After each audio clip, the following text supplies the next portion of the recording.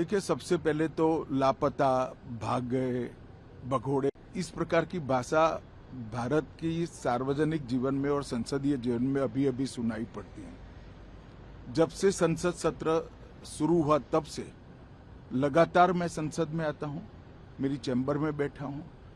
चूंकि संसद भवन के अंदर विपक्ष संसद को चलने ही नहीं दे रहा है, दोनों गृहों में, तो कोई जाकर क्या करेगा। जहां तक चर्चा का सवाल है, सरकार की ओर से किरण रिजिजू जी ने, जो हमारे पार्लियामेंट्री अफेयर्स मिनिस्टर है, उन्होंने बहुत स्पष्ट कर दिया कि जो नीट आंदोलन के छात्र प्रदर्शन पर सभी प्रकार की चर्चा करने के लिए सरकार तैयार है और चर्चा के लिए समय सुनिश्चित किया जाए और विपक्ष तैयार हो जाए। पहले तो ये यही मांग कर रहे थे, हमने हाँ बोल दिया।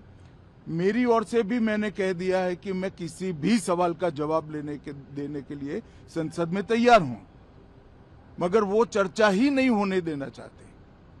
अब जनता तय करे कौन भाग रहा है। आज 3 बजे तक स्पीकर साहब को वो पत्र दे दे, 3 बजे से लेकर कल 3 बजे तक सभी प्रकार की चर्चा के लिए हम तैयार हैं। मैं सदन में ही बैठूंगा, सबको सुनूंगा और सब चीजों का जवाब दूंगा। सरकार के पास छुपाने के लिए कुछ नहीं है। वो भी चर्चा करूंगा कि आपने क्यों चर्चा नहीं चाहिए।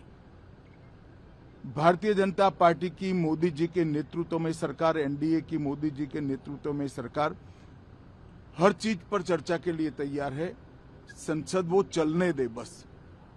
आज मैं चैनलों के माध्यम से इन विपक्ष को कहना चाहता हूं कि आप एक पत्र 2 बजे तक लिख कर दे दीजिए स्पीकर साहब को। 3 बजे से चर्चा चालू कर देंगे और कल 3 बजे मैं जवाब दे दूंगा सारी चीजों का। संसद में चर्चा करने के नियम बने हैं, तरीके बने हैं। अब मुझे कोई कहता है कि आप एक स्टेटमेंट दे दो, इतने गंभीर मसले पर इस तरह से चर्चा नहीं हो सकती है। शायद आपके पद्धति में होगा, मगर संसदीय पद्धति ये नहीं है। संसद में एट लेंथ चर्चा होती है।